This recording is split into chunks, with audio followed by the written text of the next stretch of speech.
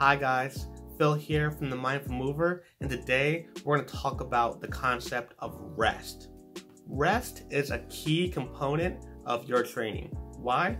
Well, you need rest to use intensity in your training.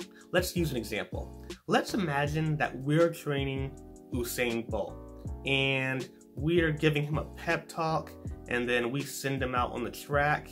He gets set, he gets ready, and then he goes and he breaks the world record because he's Usain Bolt, and that's what he does. So after he does that, he comes over, he's kind of tired, he's exhausted from working that hard, and what do? We give him 10 seconds and then we say, hey, get ready to do it again. And this time, I want you to break that record another time. How do you think that's going to go?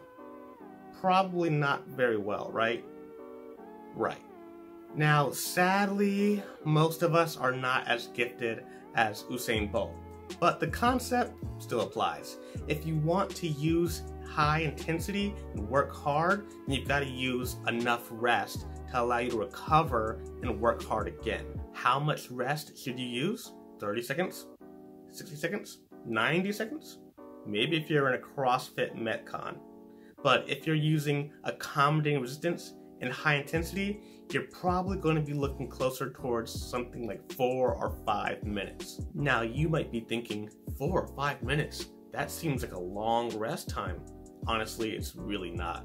Think about it. If you're working that massively hard, like you are during an accommodating resistance rep, 4 or 5 minutes is probably going to fly by. And if you don't think you need it, that's fine. Try doing this. Try doing an accommodating resistance set, resting 30 seconds, and then doing it again. Let us know how you feel in the comments. Now, something you can do is pair up two antagonistic movements, and then you can shorten the rest a little bit. So for example, you could do a push motion, like maybe a pike push-up, and then instead of taking 4 or 5 minutes, maybe take 3 minutes. After that 3 minutes is over, you can do something like a mixed grip chin-up, which is a pull motion, and then take another 3 minutes. And then after you finish that, go back to the pike push-up and do that, then rest another 3 minutes, etc. What'll happen if you do that is you'll have over 6 minutes of rest before you return back to the original movement. Another thing you could do is pair up a leg exercise, a push exercise, and a pull exercise. So for example, you could start off doing single leg squats, and then you could rest maybe 2 minutes. Then you can follow it up with pike push-ups, then rest another 2 minutes. And then you can do mixed grip chin-ups, then rest another 2 minutes. And if you rest like that, it'll have been a pretty long rest before you get back to the single leg squat.